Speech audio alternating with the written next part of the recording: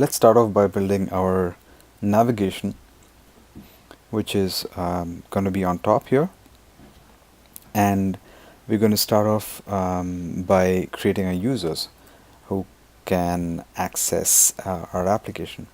So to to start working on the navigation itself, I'm going to access the Bootstrap get Bootstrap the Bootstrap website, which is at getbootstrap.com, and you go to components, and you can find navbar here under components. So I'm just going to click navbar, and I'm just going to use this example navbar to save time. So when you add this,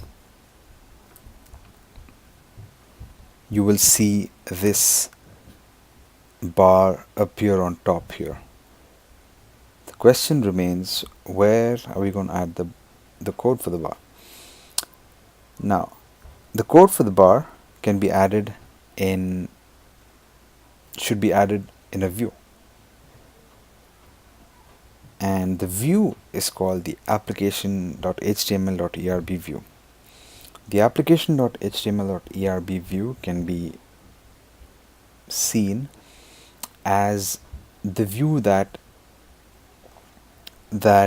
a master view, if you will, and it all the views for all your pages, for example, the notes, the show page, the new note page, the index page, are all in the application.html.erb, and all these views are shown in within this yield tag. Now I'm just going to quickly show it to you. It's much easier than explaining. Let's say in the body I add notebook. Now ideally what should happen is this notebook text that I added should be available in all my views of the application.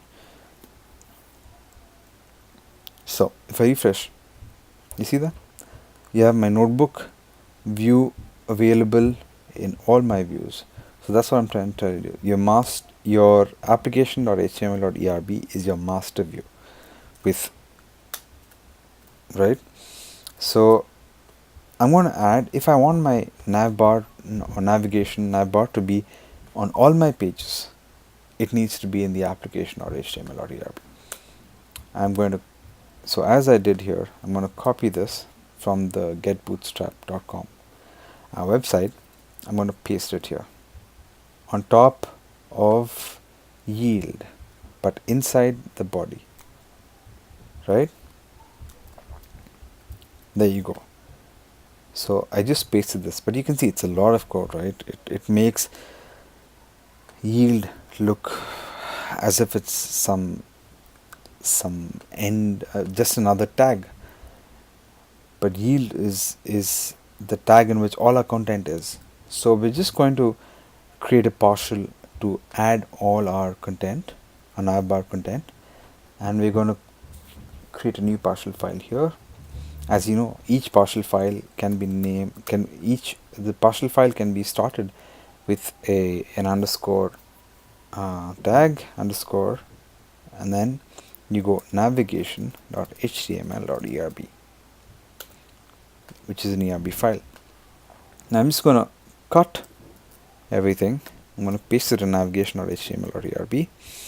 I have to access navigation.html.erb from my application.html.erb file.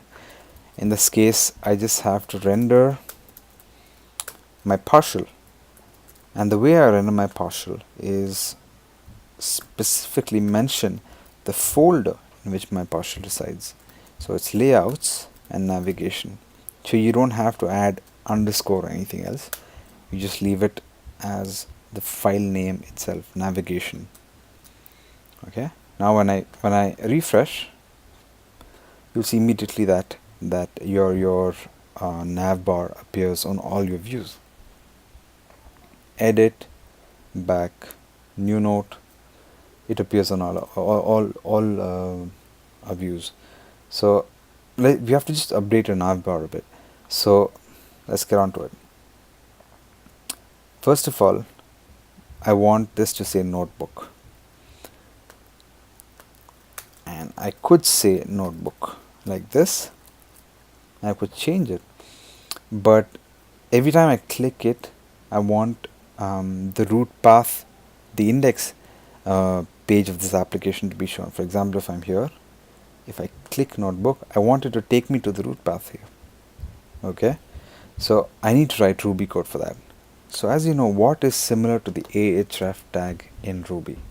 It's the link to tag, and I'm just going to write a link to tag.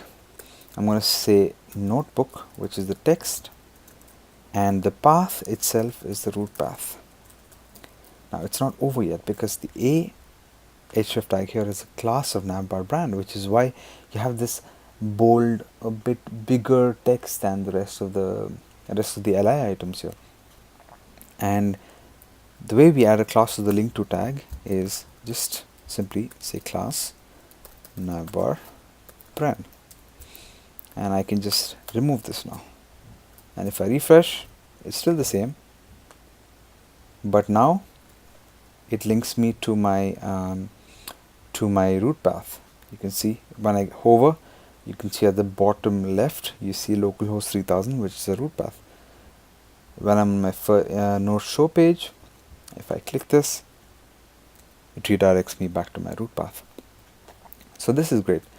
Now I'd like to also change this a bit. I'd like to work on the links themselves and remove any link or any part of the navbar that I think I don't need.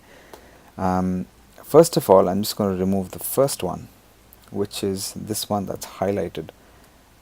I can see that it's highlighted because it says it's li class active, which is why it has a sort of a darker gray background behind. So I'm going to remove this. Refresh, that's gone. And I'm going to have a search box where you will be able to search what your note your notes contain. So that's going to be a handy thing. So I'm going to leave the search bar,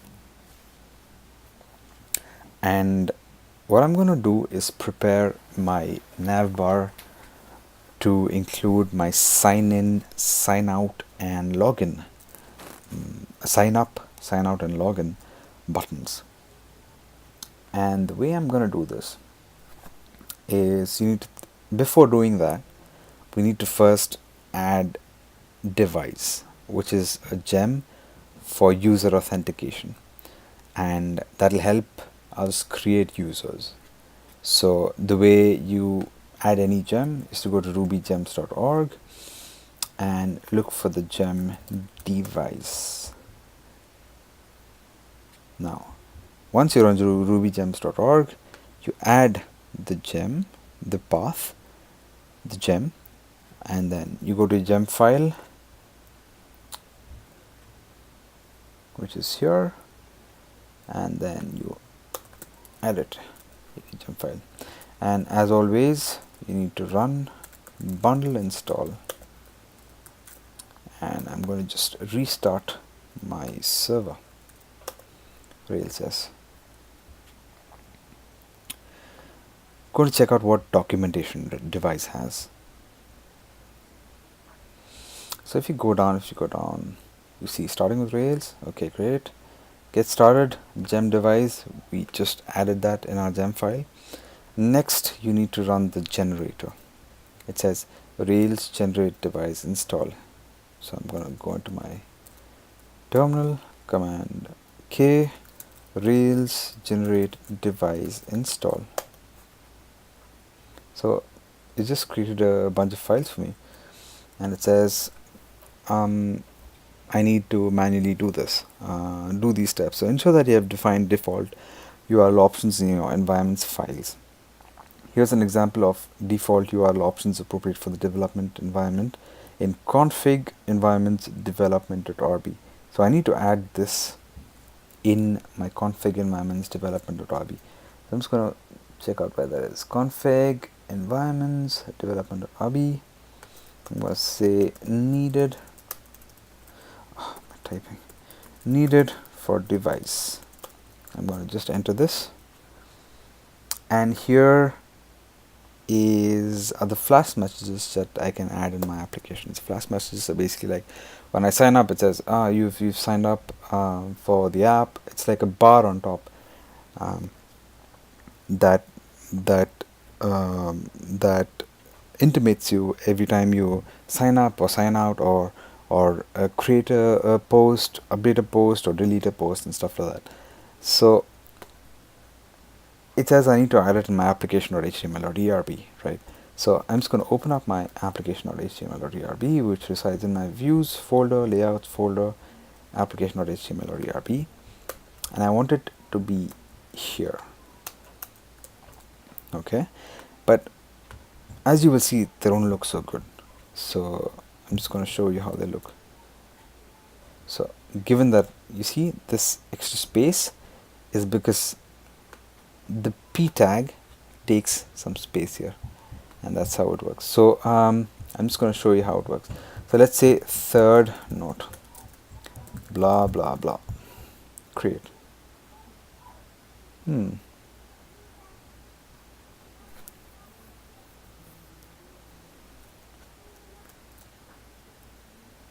see, the reason this didn't work was we didn't add any notices to show. The way I'm going to do that is go into my notes controller. Okay, I'm going to add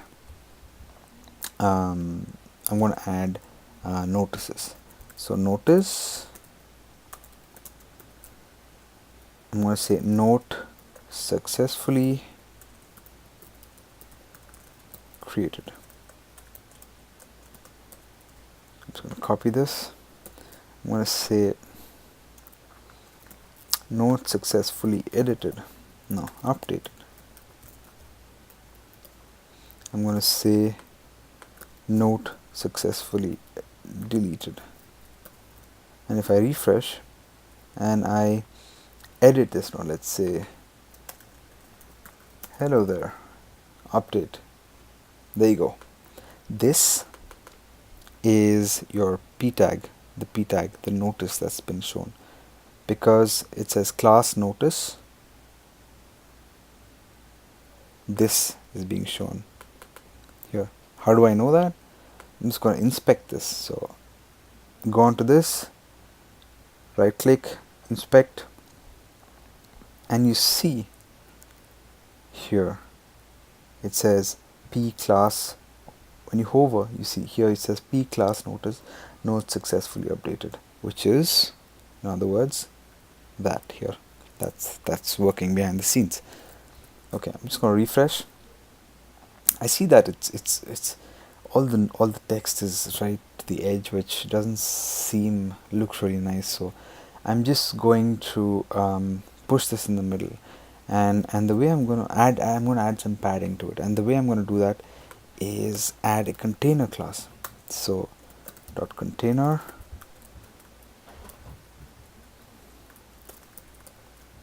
and I'm just going to add a container class around the yield, so that all text has a certain amount of padding. And if I refresh, I see that there's padding for this. So it's really nice. So I see third node, back, edit. You see all this has padding, so it's pretty nice. Now, as you know, I've already added this step. Now I'm just going to finish with this step. You can copy device views for customization to your app by running Rails generate device views. Rails generate device views.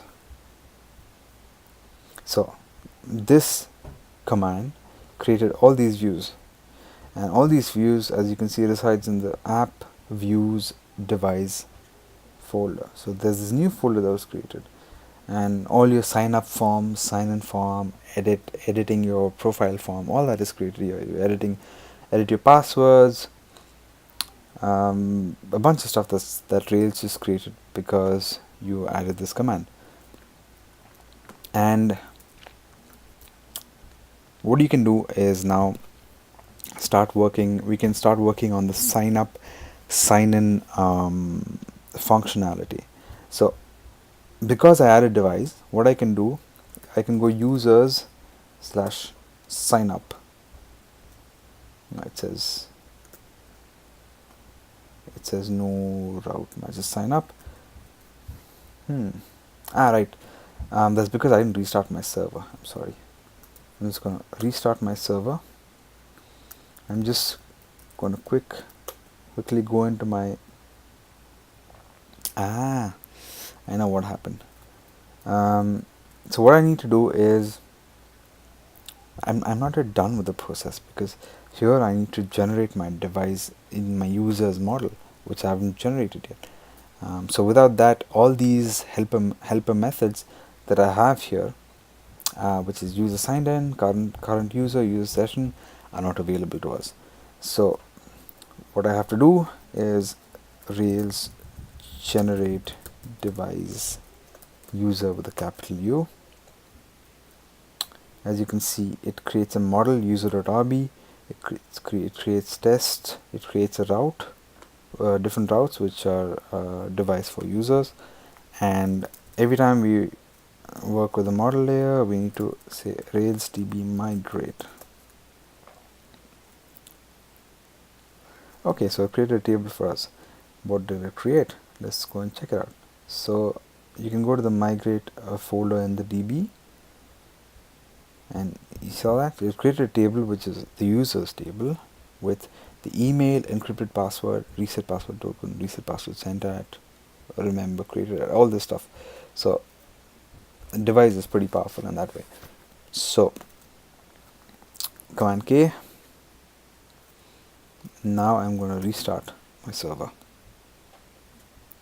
Great. So when you use Rails, when you use device, you have all these helper methods that that you can use. For the current signed in user, you can use the current user. To verify whether user signed in, you can use user signed in. So ideally you would say, if a user is signed in, then show all of this, else just show sign up and login links here on top. That's what we're going to do right now. So let's just go to the navigation, quick search navigation.html.erb file, and I'm just going to change this to container, because I don't want it to be like that in the end. So when I change it from container fluid to container and I refresh it, it's going to just contract a bit and become more centered. Looks much better. So the way I want to have it is, I want all of this to be shown only if a user is signed into the application, and not when a user is not signed in. When a user is not signed in, I just want it to show sign up and login. That's all. So before I show you that, I need to show you the paths that are associated with sign out, sign in, and sign up, which is Rails routes. And when I generated the device user model, and I ran Rails db migrate before, it created all of that for us. All of that, because we didn't have this before, right? And it created all this for us. And you can see the URL, which is user sign in, is associated. It's associated with the new user session underscore path. The sign up route is associated with new user registration path, and the account edit path is associated with edit underscore user underscore registration underscore path. So, and sign out, as you can see, is associated with the destroy user session path. So these are the main routes we'll be using. So let's get on to it. So I'm going to start using conditional statements in the navigation file. So I'm going to say this is this whole thing here, from link until drop down. As you can see, the link starts here, and the UL class navbar nav starts here. So I'm going to say conditional statement: if user is signed in. This is how you write conditional statements in Ruby. If user is signed in, then I want you to show all of this, which ends here. Type it in, else, right? I want ul navbar nav, which is similar to the same thing, but I want it to be pulled to the right, navbar right, and I want two links here that say sign in and sign up and login. And as before, we need to use the link to tag. Sign up, we're gonna have something. Let's say for now, let's put it like that. Close it, and another link to tag for login.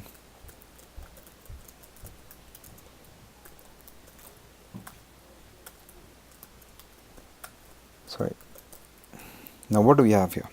What do we use as a path here? Just like we use, let's say, here, right? The path that we have to use here can be found here. This is Rails routes, and for the sign in, I have new underscore user underscore session underscore path, which is obviously you need to add underscore path to the prefix. The same for sign out and the same for sign up. So I'm going to get to that. So here I have sign up.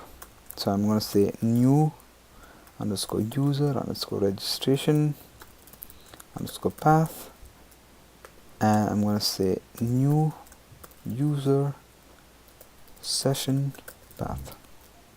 This is for sign up and sign in and log in. Sorry, I'm going to refresh. What did I do? Well, I didn't end my if block. Now refresh again. There you go. Now because I'm not logged in or signed up, this is what it'll show. Now let me sign up and show you how it's different.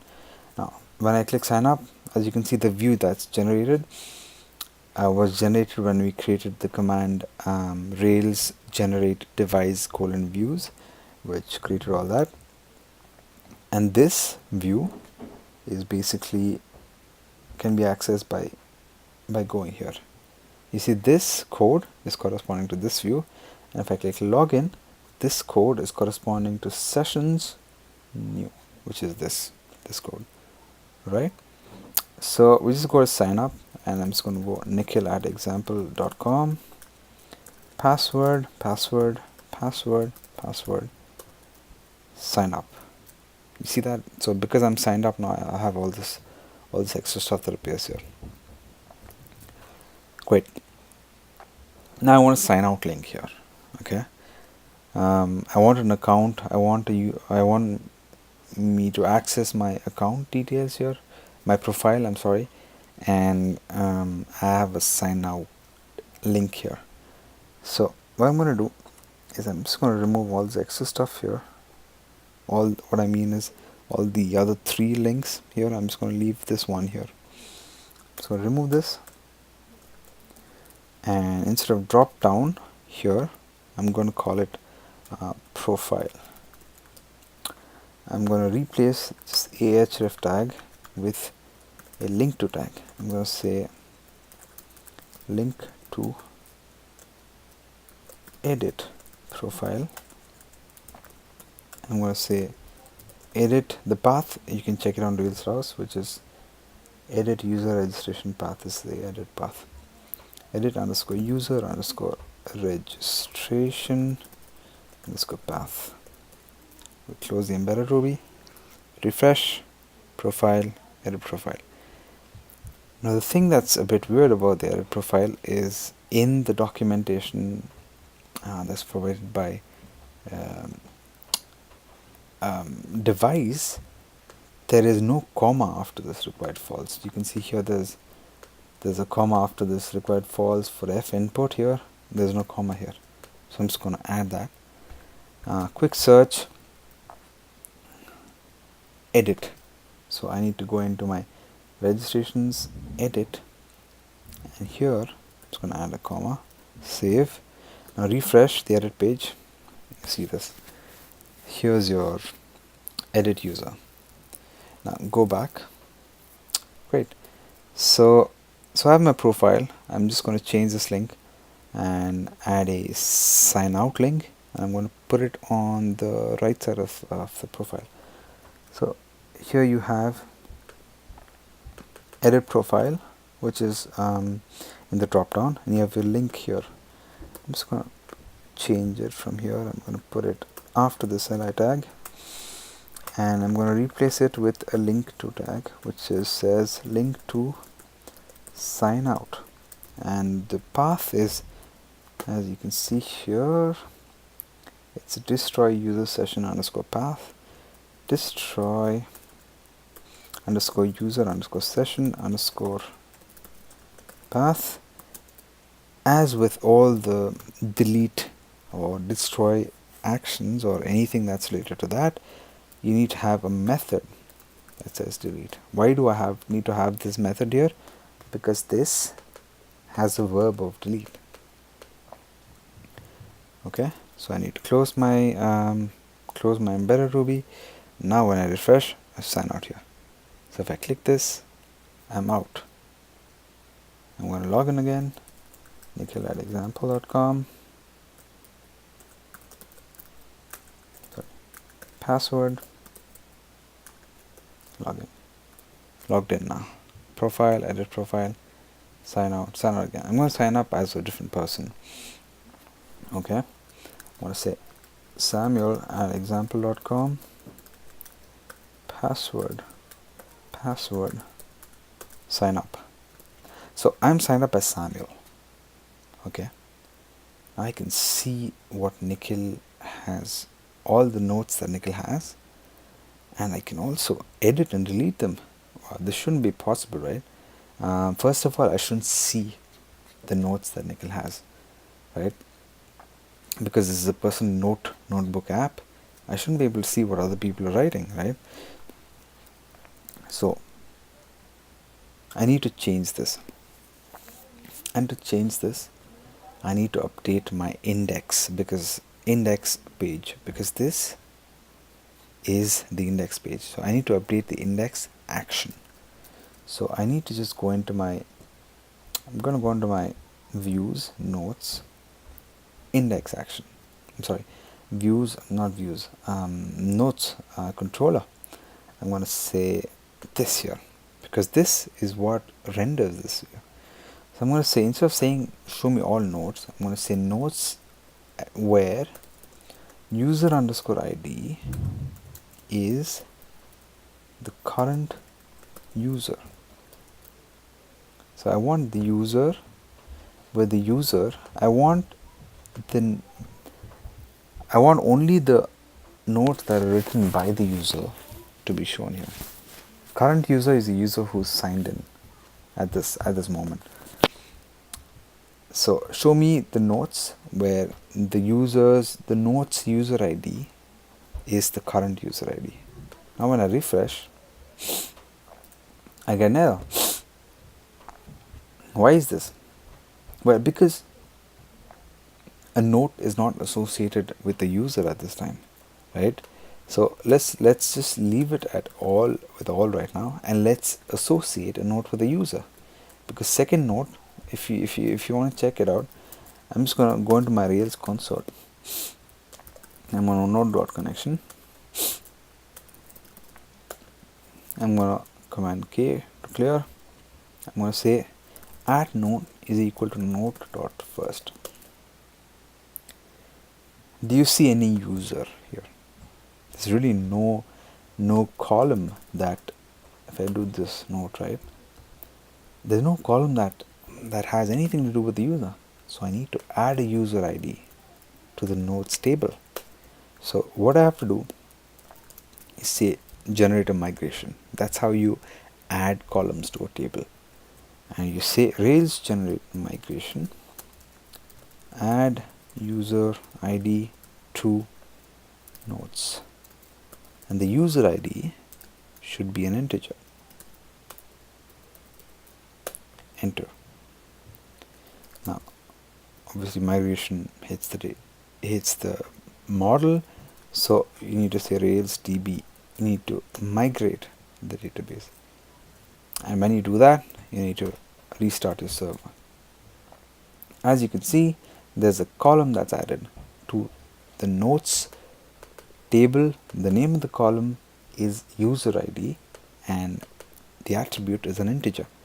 So let's just go verify that. DB migrate. Here you can see add column to the notes table, which is a user ID column, and the attribute is an integer. So in schema, you can see that there's a new column that's added, which is the user ID. So now, so what we need to do is what is called associations. So we have a model which is the note.rb, and if you think about it, a note belongs to a user and the user can have many notes. This association can be noted down here, and the way you do that is the way you write that association in code is to say note belongs to user, and you access the user model and you say user.rb, you say has many notes. So you're putting this one to many relationship that you have with users and notes in the form of code. This is how you do it. This is how you associate them. So great. So now users, each user has many nodes, and a node belongs to a certain user. Now let's just quickly hop on Rails and see how that works. I'm just going to say node.connection to connect. I'm going to say at node is equal to node not. First, I want to see that the user ID is nil. Okay, I'm just going to check at nodes is equal to node.all. Check all my nodes. How many nodes do I have? I have 1, 2, 3 nodes. Now I'm going to manually add my user ID. How do I do that? I'm going to say at node is equal to node.find 1. It shouldn't exist because I deleted it. Find by ID 1 does not exist, so you should get something like this. I'm going to say node find 2, and once I find the node, right, you assign the node user ID is equal to 1, who is the current user, whose name is Nikhil in this. Samuel is user ID 2 and Nikhil is user ID 1, right? So I'm going to say give my node the user ID of 1, and now save my node. Okay, now if you see node, you will find the user ID as 1. And now same way, I'm just going to do 3, find 3, give it a user ID of 1 and save it. But for the last node, I'm just going to give it a user ID of 2, who is Samuel, and I'm going to save it. Now if I exit and I go back, okay, so Samuel is the author of this note, whereas Nikhil is the author of this one. But Samuel can see all these notes. We're just going to get back to when we were working on this here. I'm just going to say where user ID is the current user. Now when I refresh, it's gone. As Samuel, this is my only note, and Nikhil's notes are gone, so I can't see them anymore. Okay. Okay. Now just a quick, this is going to bother me later on, so I'm just going to remove the new note from here and put it up, let's say here. Okay, instead of this link, I just have to go to my navigation partial, and instead of this link here, which is the first link next to the drop down here, I'm just gonna say li link to tag new note, new underscore note underscore path. Just remove the first one. Now when I refresh it, I can see a new note and I can access it there. I'm just going to remove this link here, which is the index. So quick search index.html.erb, just remove this here. Refresh and it's gone. Now when I say new note, let's say note by Samuel, blah blah, create note. What's happening? Do you see what's happening? It's not getting created. Why? Because the current user, right, there's an issue with creating a new note. Okay, now the way you need to modify this is, instead of saying defining a new note like this, you need to say it a new note has to be built from the notes that already a current user has, right? So if I'm Nikhil, based on my user profile, new notes should be built. So the way you do that is you say current user dot notes dot build. I need to build each new note out from the notes that the current user has. And because this replaces note dot new, I have to replace this even in my create action. And now when I say note by Samuel, and I say blah blah, now it'll get created. Okay, now we'll get created. So this is the change that you have to do. So what do you have now? We are able to create a new node. We're able to look at each of the nodes themselves. But now let me just sign out. Okay, I can't see anything because I'm not signed in, right? I'm not signed in, and which is why I can't see anything. So in the next part of this tutorial, what we're going to do is actually we're going to build a quick landing page where you can, users that are not signed up or signed in, logged in, will not be able to see what's in the application and will be redirected to a landing page. So I'm just going to quickly log in as, let's say, nikhil@example.com, password, login, and what do I want here? Let's try to think about it. Now let's say I'm signed out. Okay, can I still access these nodes somehow? I'm just going to search. Okay, if I do that, okay, let's say notes slash, let's say 2. Oh, I'm neither signed up nor logged in, but I can still access these and I can edit them. Do you see that? That's preposterous, right? So I shouldn't, users that are not signed up or signed in, logged in, should not be able to access these at all. So the way the restriction should be on the controller level. So what you need to do is to say before action.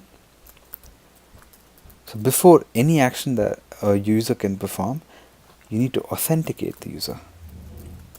That is, authenticate user bang, and that is you need to say that the user needs to be logged in or signed up to perform certain actions, and we want to say except, sorry if I can spell that, except for index and show actions, the user should not be able to access anything unless he is signed up or signed in. Okay, so right now nothing. Let's say I go to notes/to/edit. I'm not signed up or signed in. Enter. See, it takes me to the login page directly because I'm not authorized to perform this action. Where did I get this? Where did I get this from? You just see the documentation. You got a device documentation here. Before action, authenticate user. Okay, so even if a user can, let's say I sign up as Nikhil at example, no, not sign up, sorry, login as Nikhil at example.com. Password, right? Now, I'm just going to go back. I'm just going to say, let's say I want to access notes-4. Okay, this is the note that was created by Samuel, if you remember, the last note. What I'm gonna do is do this. Notes.5 is the note by Samuel, but as Nikhil I'm able to edit and delete it, so I just should not be able to see these either, see these two options if I'm not the creator of the note himself. So the way I add these restrictions is, this is the show page, so I need to just quickly go onto my show page and say if embedded Ruby if at note.user id, remember, which we added using Rails generate migration add user id to notes user id integer, is equal to current user dot id, then only then show me this, else nothing, or else don't show me this. So now when I refresh this, it's gone. Second note, I know that this is my note, so I can see it. First note, second note. So this here prevents users from really entering stuff here in the address bar and getting to notes that others created and trying to edit them. So this prevents that. So what else is there? So as of now, I think we're pretty good. So users can create their notes, and there's this whole navbar thing going on, and right now I'm just going to add a quick placeholder page, that says landing page, and then use it later on. Okay, for people who are not signed in. I'm just going to fill this up. The way I'm going to do that is I'm going to generate a controller. I'm going to say Rails generate controller. The name of the controller is welcome, and the page itself is a home page. So now when I go into, let's close these, my controllers, I have my welcome controller with the home action. Okay, now I'm just going to go to my routes, and here you can see that this is not my root route. I want this to be my root route for people who are not signed up or signed in. So now where I can access that is go into my views and go into my welcome controller home action. I'm just going to say quickly welcome notebook. I'm just going to do a quick thing. I'm just going to say dot container. I'm just going to say Jumbotron, and in the Jumbotron I'm going to add something like welcome to notebook.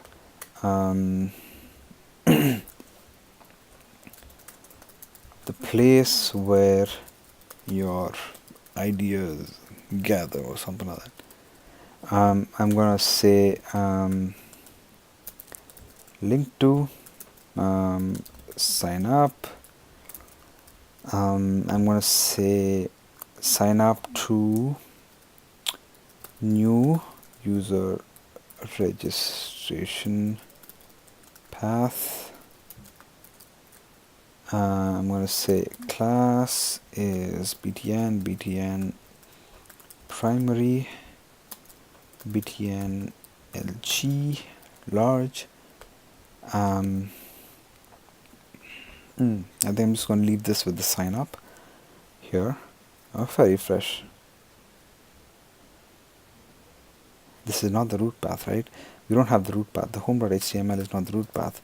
So because it's at welcome home. So if I go to /welcome/home, then I'm going to see this, right? I'm just going to put a full stop because it's going to bother me. Okay, now I want to make this the root path for all users that are not logged in or signed up. So the way I do that is go into my roots folder and I say, it's going to remove this. Okay, I'm going to say authenticated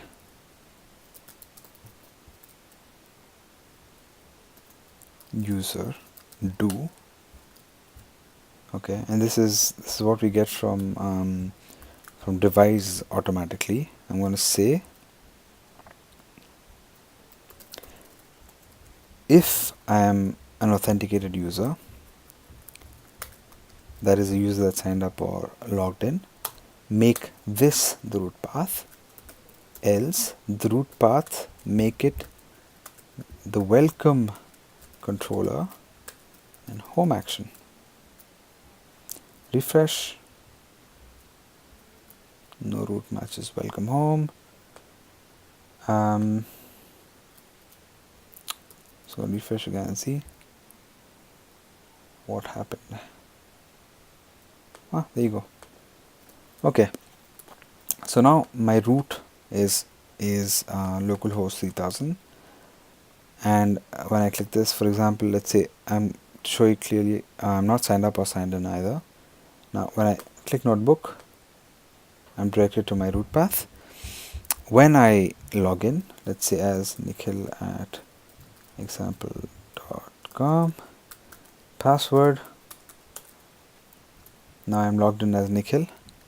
Now let's say I'm in my edit profile, and now when I go to notebook, it takes me to my index path. Okay, and this is what I said here in this. Okay, so oops, running low on battery. Okay, so this pretty much ends our second part of our tutorial. And this tutorial, as you know, we've seen a lot of things, mainly working on the navbar, using device to add user authentication and create users, and we also worked on a very simple just this sort of banner or jump button banner here, which obviously we can improve upon. And so this is it for this tutorial, and see you in the next one.